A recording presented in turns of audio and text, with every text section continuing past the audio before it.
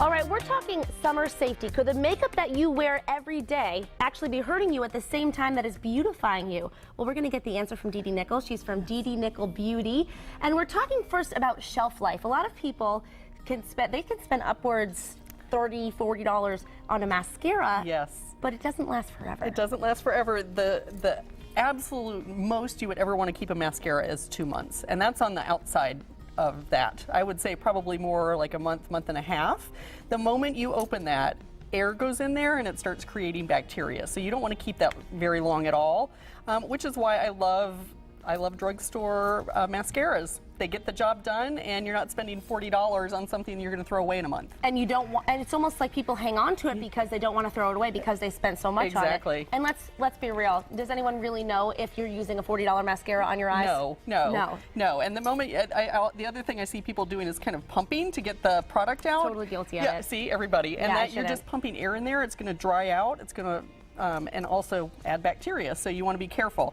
Maybe kind of swirl it around before you pull the wand out, but just don't pump air in there. Okay, good, Yes. great. Don't have to spend money, and we know how to be safe when it comes to mascara. Let's talk about makeup brushes. So, a lot of people use these every single day, but don't wash them as often as they should. That's right. I see some really scary brushes coming into my studio. So this is so important because all you're doing when you put the brush to your face and you put it back in the product is you're transferring the oils and all the bacteria from your skin back into the product. So I see this a lot, especially with powder products.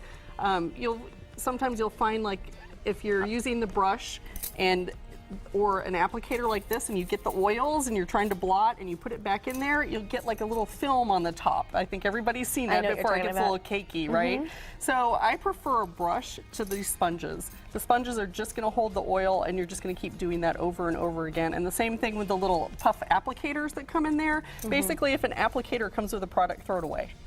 You don't want to be right. It's not going to give you a good finish anyway, so they're really kind of worthless. Get rid of them.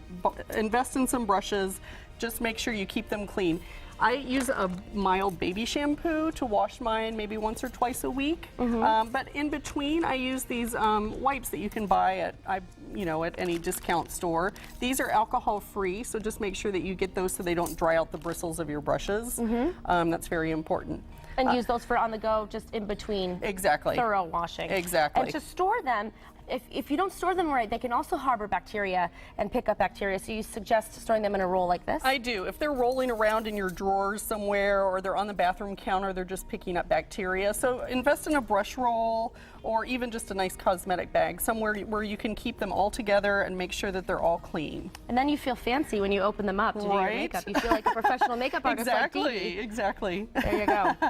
Keep them all together. So a brush roll, and then also, if you are going to be, not that you would, but if you're going to be sharing lip balm or lipstick or anything like that, you want to make sure that you clean it in between use. Right. You can buy alcohol wipes at any drugstore, so keep those handy. They'll just kind of refresh your lipsticks and make sure they're really clean when you're using them.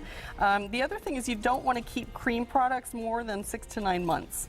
So lip glosses, lipsticks, anything kind of like a cream blush, that sort of thing, concealer, anything that can kind of dry out like that, really shouldn't be hanging around your drawers for 2 or 3 years. Okay. So if you have anything that's over the expiration date of 1 year, even a powder shadow, like you think, oh, I'm going to use it later. Right. If you don't use it now, don't save it for years. Exactly. That's your makeup wardrobe. It's the same idea as your closet. You know, if you're not using it, if it hasn't gotten any love in like the last month or two, toss it.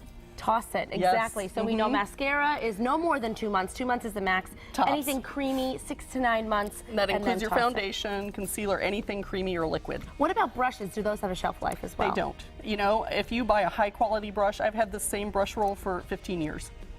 See? So, yes, take care of it, wash it, clean it, and make sure that you take care of it so that you're being safe, of course, and that you're not getting that bacteria. Right. That's the biggest investment you can make. And just baby those. And we use it every day, so we might as well make sure we're taking care of it. So thank you so much.